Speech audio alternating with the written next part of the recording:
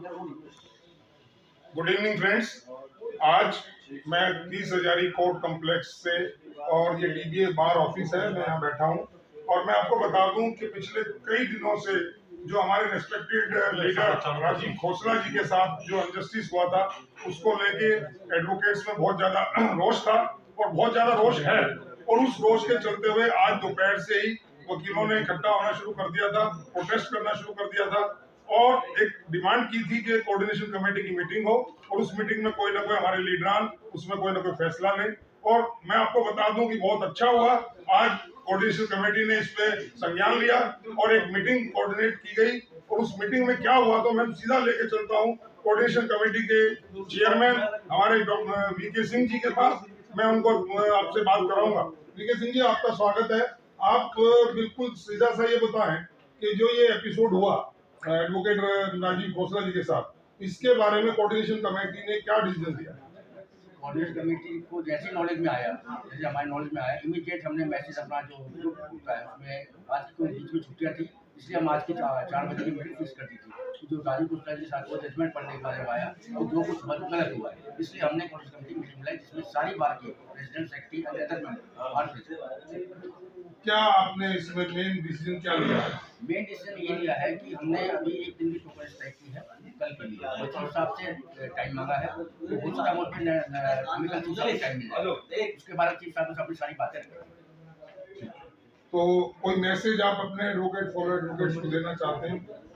मेरा मैसेज तो यही है कि हम इसको ये जो भी हुआ है, गलत हुआ है, इसको हमारे वकील भाई जो इतने सारे करते हमारे मौजूद हैं बाहर, हम उनके साथ हैं और हम अपने उनकी सारे अपने वकील भाइयों की बातें अपने चीफ साहब तक पहुँचाएंगे। Thank you. और अब मैं आपकी बात करा रहा हूँ रोहिणी बार एसोसिएशन के प्रेसिडेंट श्री सरोहा जी से। सरोहा जी हमारे साथ हैं और बड़े अपनी बेबाक बातों के लिए जाने चाहते हैं। सरोहा जी, आपका स्वागत है। आप ये बताएं, अभी जैसा चेयरमैन साहब ने कहा कि डिसीजन लिया टोकन स्ट्राइक का, सपोज कल शाम तक कोई पॉजिटिव रिजल्ट ऊपर से नहीं आता, देन आपके हिसाब से क्या होगा और क्या होना चाहिए? मैं सबसे पहले तो आपको करेक्ट कर दूं कि ये जो भी हुआ है ये खोसला साहब के खिलाफ नहीं है, ये टोटल लीगल फ्रेटर्निटी के खिलाफ हुआ है और इसमें हम बहुत सीरियसली लेके चल रहे हैं इसको। और कोई जज ये ना सोचे कि बार को ब्रोबीट करके वो सुप्रीम बन जाए। जुडिशियल सिस्टम में सबसे सुप्रीम बार है और हमारे खोसला साहब तो वो तो अनडिस्प्यूटेड लीडर हैं, ऑल ओवर इंडिया के हैं, आगे भी इज अनडिस्प्यूटेड लीडर और ये सीरियसली लेंगे। अगर कल ये टोकन स्ट्राइक के दौरान अगर चीफ साहब ने ये इसमें कुछ कॉग्निजेंस नहीं लिया तो अब डिसाइड इसी मीटिंग में हो गया है, तो परसों से इसका टोटल बाइकआउट होगा and that boycott will remain till the time a favorable judgment comes in the appeal. Thank you. तो ये आपने सरोहा जी को सुना। सरोहा जी, आपकी तरफ से कोई मैसेज अपने फॉलो एडवोकेट्स के लिए?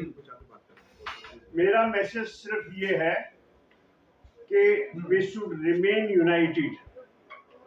So far as the legal fraternity all over India is united, nobody can shake you, and we can shake anybody sitting in the seats.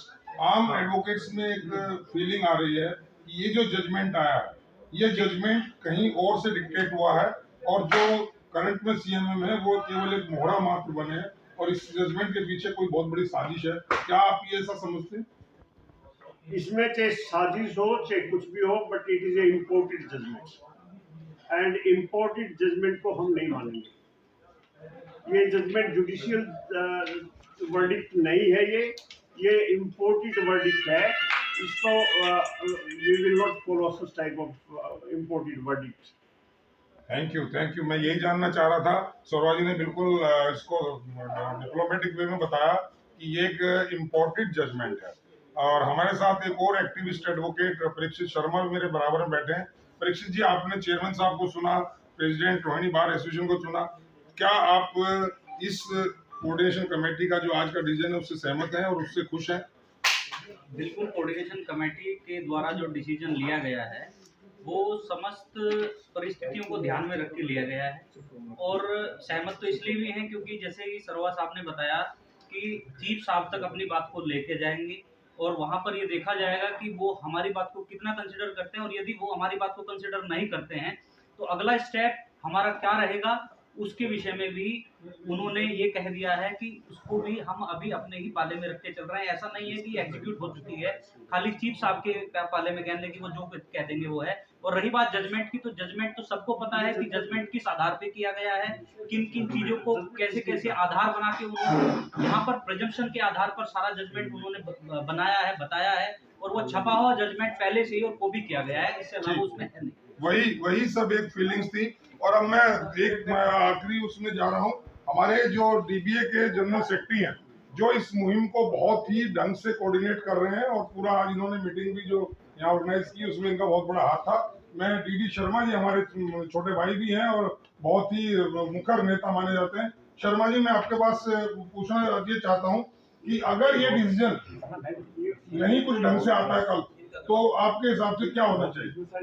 मतलब जैसे कि आप आज मॉर्निंग में भी देख रहे थे, पूरा एक आह्वान था जितने भी हमारे यूथ और हमारे सीनियर लीडर थे उनके बीच में प्रधान जी ने और हम सब पूरी कमेटी ने एक प्लस था हमारा कि हम जो भी काम करेंगे अपनी पूरी एसोसिएशन को, अपनी पूरी कॉलेज कमेटी के साथ में करेंगे, और कोई भी हमारा चाहे मेंबर या हमारे बात लीडर उनको हम अकेला नहीं छोड़ सकते, क्योंकि हमारे लिए ये चल रही है।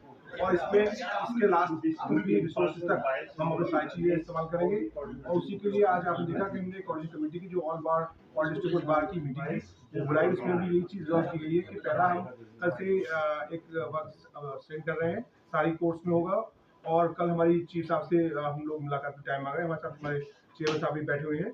और अगर वो वहाँ पर ये चीजें रिजॉल्व नहीं होती हैं तो इसमें हम कोर्ट का बायकॉट करने से भी पीछे नहीं रहेंगे। रीजन इसका सिर्फ यही है कि हमारे लिए हमारा अपना बार का एसोसिएशन, हमारी बार की स्ट्रेंथ हमारे लिए सबसे ज्यादा मैग्नेटिक और सबसे ज्यादा। Thank you DD Sharma ji. और आपने सुना किस तरह से इसमें कार्रवाई होने जा रही है, किस तरह से हमारी जो यूनिटी है वो काम कर रही है। और मैं उम्मीद करूंगा कि एडवोकेट्स इसी तरह यूनाइट रहेंगे और ये यूनिटी कोई ना कोई पॉजिटिव इसमें रिजल्ट्स जल्दी आएंगे। इसके लिए मैं आपको धन्यवाद करता हूं और दोबारा फिर मिलता हूं। तब के लिए जय हिंद, जय भारत।